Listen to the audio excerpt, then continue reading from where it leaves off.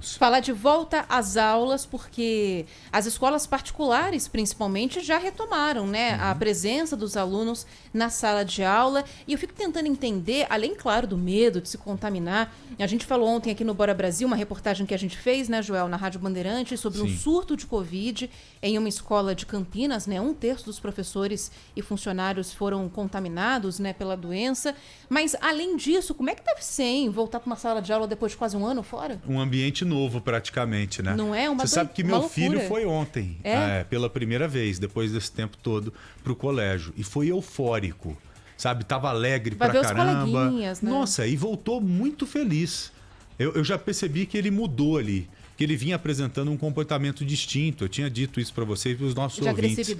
Agressividade, né? Gritando, algumas manifestações incomuns para ele, sabe? Então achei legal, eu fiquei feliz com ele ter retornado ao colégio, mesmo sendo um voto perdido. É isso. Né? Vencido. Te falei que eu perdi lá em casa, eu não queria que ele retornasse para o colégio agora. Minha esposa falou, não, vai voltar para o colégio. E a mulher, ela manda, né?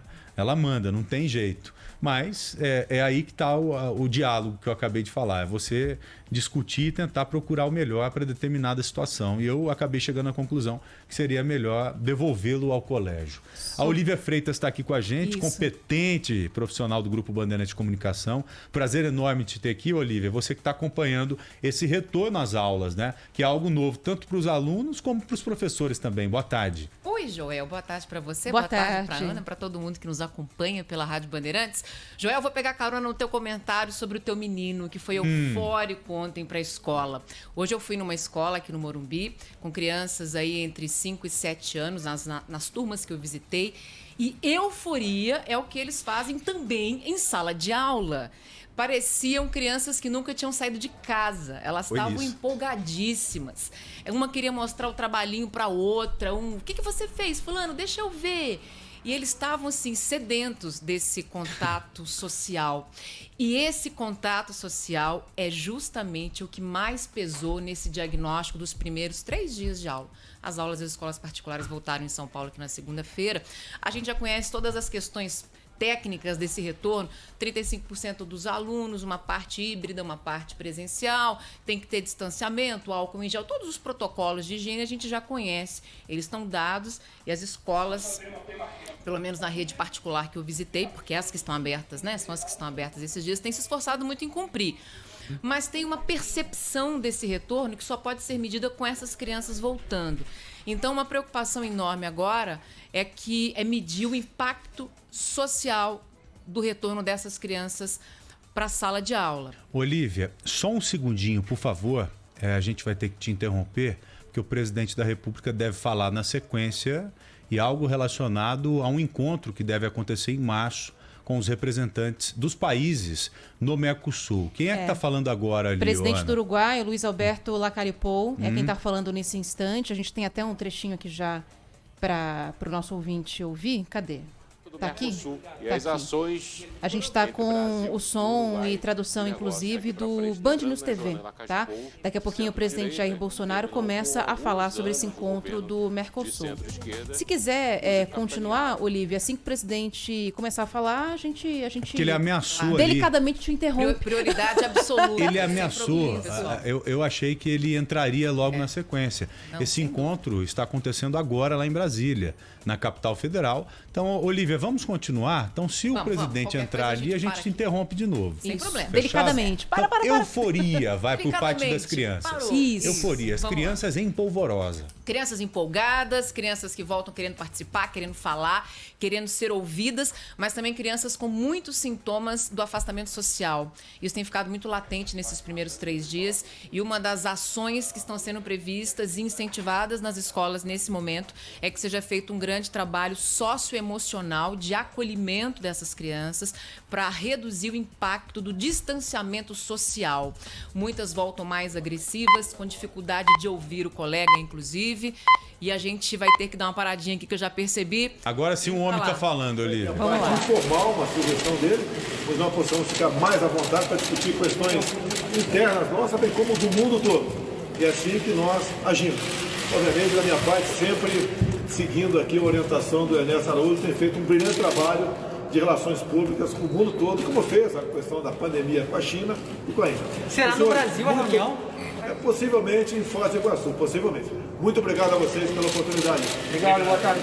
E, portanto, em março, a previsão é essa de que tenha um encontro entre os integrantes do Mercosul, muito possivelmente em Foz do Iguaçu. Foi isso que o presidente falou. Em dezembro do ano passado, o Bolsonaro já tinha acenado de maneira positiva para os integrantes do Mercosul, depois de muitas divergências, falou que tudo isso ficou no passado. Portanto, aí, com a previsão agora desse encontro, que é muito importante para a economia brasileira, em março deve ser realizado no sul do país. É pelo menos uma união nesse bloco, né? Algo importante para os países que fazem parte do Mercosul. Tudo que a gente não precisa agora e não precisaríamos seria uma desunião, né? Uma debandada, muito menos, não só do Brasil, mas por parte de qualquer outro país. Nós precisamos de um bloco bem fortalecido mesmo. É isso. Vamos continuar com a Olivia? Vamos lá. Desculpe pela segunda vez, Olivia. Prioridade é da notícia que chega quente. É assim que funciona o calor da cobertura. Ainda bem que você entende isso que nos empolga. Vamos nessa, tá tudo certo. Então é isso. Nessa volta, uma preocupação das escolas e uma orientação também de quem lida com essas crianças pedagogicamente e emocionalmente, é que seja feito um trabalho socioemocional de acolhimento e de orientação. Muitas têm voltado com sinais de mais agitação que o normal. Muitas com dificuldade de ouvir o colega, com dificuldade, às vezes, de respeitar o espaço. Então, um pouco de agressividade. Então, muita coisa acontece nesse momento, nessa volta às aulas. E as escolas aqueles limites acabaram se confundindo, né? Acabaram se confundindo demais. Crianças um pouco arredias, com medo, algumas com medo do colega, porque com medo de pegar a doença. A gente tem extremos também, crianças mais isoladas, inclusive, com mais dificuldade de chegar no colega, com mais dificuldade de receber a atenção e de dar atenção, porque são crianças que estão numa formação emocional e pessoal. A escola, ela é importante, mas o contato social é fundamental, porque muita coisa a gente aprende na vida sem ninguém ensinar. A gente aprende observando, né? Sim. A gente aprende vendo os outros. A gente aprende no convívio social. Então, para crianças muito pequenininhas, até os primeiros anos da educação fundamental, a escola, pedagogicamente falando, é fundamental, mas o contato social é o que forma o seu convívio, a sua maneira de estar ali dentro. Pelo que eu entendi, antes das crianças voltarem a aprender, é claro, com os professores, elas vão ter que voltar a aprender com os professores a se comportar dentro da sala de aula. Inclusive isso. E vai ser um restabelecer novo esses contatos, né? esse contato tanto com o professor entre os coleguinhas, tudo isso vai ter que ser reconquistado, né? E de uma maneira diferente, né? Por causa das questões da pandemia, o beijinho no coleguinha, abracinho, compartilhar a lancheira, compartilhar a garrafa d'água, isso não pode, né? Porque antes você tinha que dividir, né? Os alunos tinham que dividir o lanchinho. Agora a lição é outra. Agora não, nada de divisão, tem que ser egoísta. E tem uma escola, por exemplo, em São Paulo, que não se fala mais em turmas, são bolhas. É a bolha 1, é a bolha 2, para que eles não tenham contato entre eles. Já é uma noção de distanciamento. Os grupos confuso, separados? Né? São grupos separados? Cada turma é uma bolha, e uma bolha não convive com a outra. Estranho esse mundo, né? No intervalo, o aluno de uma classe não vai encontrar com o da outra. Tentar ao máximo que se separem as bolhas. Que estranho esse mundo. Demais. Que eles voltam, né? Puxa vida. É um mundo muito maluco. Só um panorama mais geral. A gente também acompanha o pessoal do ensino médio, onde a preocupação é outra. Eles têm muito medo de que isso volte, né, nessa idas e vindas, aberturas e fechamentos, que essa aula pare, eles estão perto do vestibular, então a insegurança é outra, mas são meninos já acostumados, preparados para isso. Para encerrar, eu só vou dar um panorama aqui das escolas particulares. 19 estados, isso escolas particulares, viu, pessoal? As escolas estaduais ainda dependem, na maior parte das vezes, de decisões e é um pouco mais complicado. Mas e os colégios estaduais vão retomar as aulas no dia 8 e os municipais no dia 15, né? Isso, aqui em São Paulo. Mas cada estado, Joel, tem autonomia para definir quando essa volta vai ser feita, de que maneira essa volta vai ser feita, de acordo com os seus números e com a sua realidade. Nas escolas particulares, 19 estados voltam agora em fevereiro, já definindo o ensino híbrido. Uma parte presencial, uma parte à distância. O Acre, Rio Grande do Norte e Mato Grosso voltam em fevereiro, mas só com ensino remoto. Ninguém em sala de aula. E outros estados, Minas Gerais, Maranhão, Mato Grosso do Sul, voltam entre março e fevereiro, mas ainda não está definido o modelo.